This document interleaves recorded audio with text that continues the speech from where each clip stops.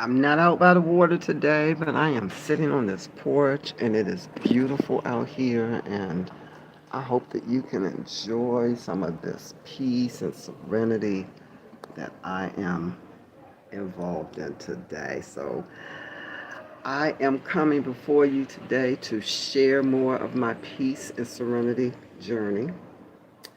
It has amazed me how being in this area where I am, just being here in this peaceful place by the water, um, has just opened me up to be able to share with you my journey, my healing journey. And so, part three, I told you last time about making sure that you take care of self.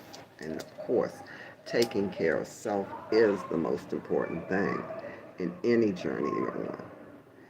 And it's a very unique journey for me. I have had to make a lot of changes in my life. Um, what do I want to share with you today? Part three of that journey. After I got back from Dallas, I was by myself for about 3 months, just processing the emotions, processing the feelings that came up. And during that 3 months, I did not have any contact with my ex. And it was good because I needed that time away. I needed the time to really know what was inside Athena. What was I feeling? Because I don't know if you're aware that when you're living with other people, you feel their energy. You feel a lot of what they are feeling and going through, and then it's hard to differentiate what's yours and what's theirs. I am an empath, so for me that is challenging to be around other people and to feel their energy. So I took that time purposely for about 3 months where I just didn't communicate with anybody. I didn't talk about what I went through. And then I decided to reach out. I decided to talk. And I think the most interesting thing about that was when I reached out to him the first time, it wasn't a pleasant thing. You know, I definitely hurt him, and I know that. Hi, how are you?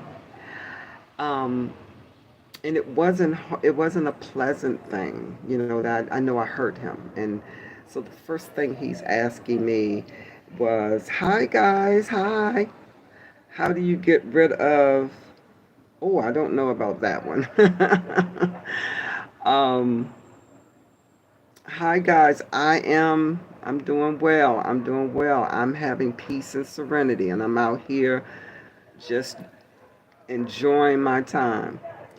So, as I was sharing about my journey and about my story, about the what I did when I came back, when I got out. Yes, it's very nice weather. Sitting on the porch. I love it. Absolutely love it. And thank you guys for joining me. Thank you so much. And I'm Coach Athena. So it's nice to meet everybody. And I hope that, I can share something with you that will help you in your journey. Um, when I first reached out to him after I got back, it was like, what do you want? That was the question. Why are you calling me? And in most of my relationships, when I left the relationships, I would not want to reach out. I would not want to talk to my ex. But I didn't want to leave things unfinished. I just didn't want to leave things unfinished. So I decided to have the hard conversations. And what I wasn't prepared for was the flood of feelings and emotions that came back up. The love for him, despite how much he hurt me with the abusive situations. The love just kind of took over, and I I sat in it. I sat in it. I didn't. I didn't shy away from my feelings. And to find out that, we have different perspectives on how things go. That's one of the things that was really surprising to me, the different perspectives. And there were he didn't see things the way I saw them. I was traumatized. And his question was, traumatized how? So sometimes people can live in a certain way and it's their everyday life and they love it. And well, I'm not going to say they love it. Maybe they don't love it, but it's what you're used to. I've been used to living a certain way too, but when I realized that living that way was not bringing me the peace, the serenity, the love, and the prosperity, I started to shy away from living in those ways. So I decided that no, I'm not living that way, and I don't want to live with anybody else who thinks that living in an abusive pattern is normal. Hi, Arian. Um, so I came out, we had our conversations, and what surprised me is that I got a few apologies, but I didn't get the apology that I was really looking for. The the apology for the physical abuse. I didn't it's like was not even acknowledged. Oh, I knew I said things to you out of anger. But we say things out of anger and you can't ever take those words back. So, how do you forgive and move on? How do you grow from that? How do you grow from someone who, on the surface, looks like, okay, they cared about you, they loved you, but deep down, there may be some resentment there? Um, what, you know, how do you grow from that? And it took me a minute to really understand that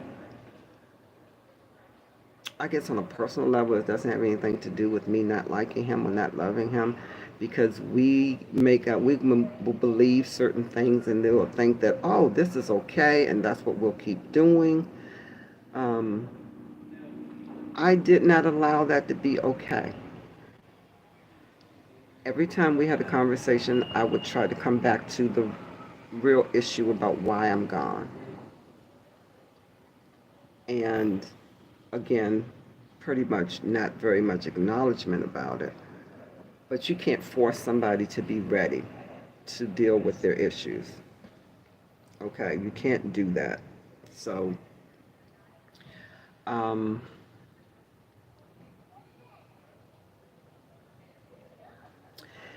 the best thing to do is to not allow to stand in your truth.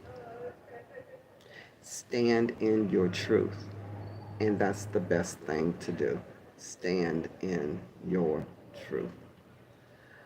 Um, and I stood in my truth. I did entertain I did entertain reconciling. And I didn't physically go back or anything. I didn't move back in. We had conversations.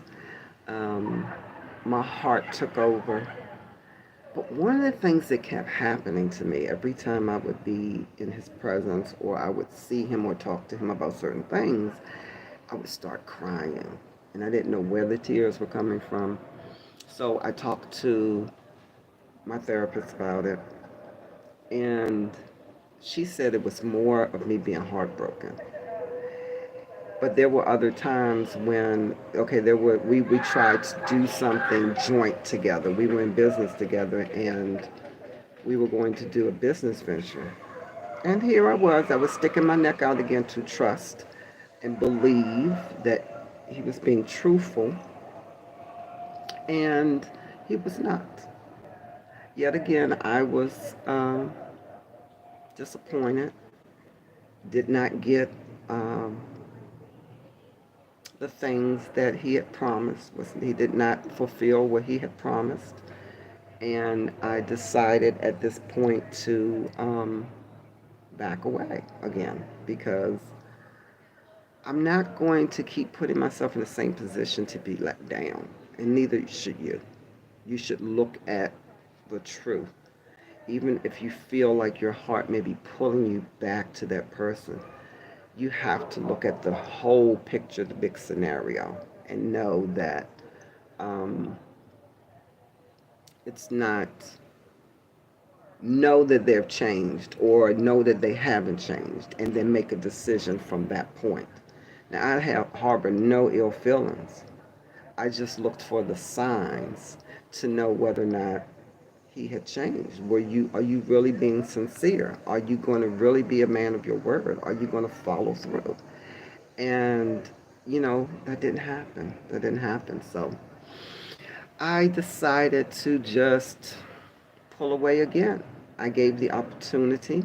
I did it in truth and honesty, and I was not met with truth and honesty. So definitely look at the signs.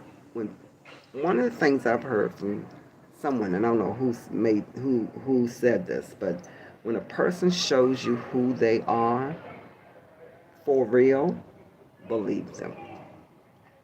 Believe them.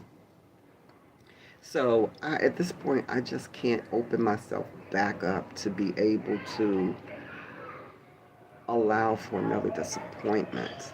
There's just no room for that. There's no room for another disappointment. So I encourage you to stand in your truth.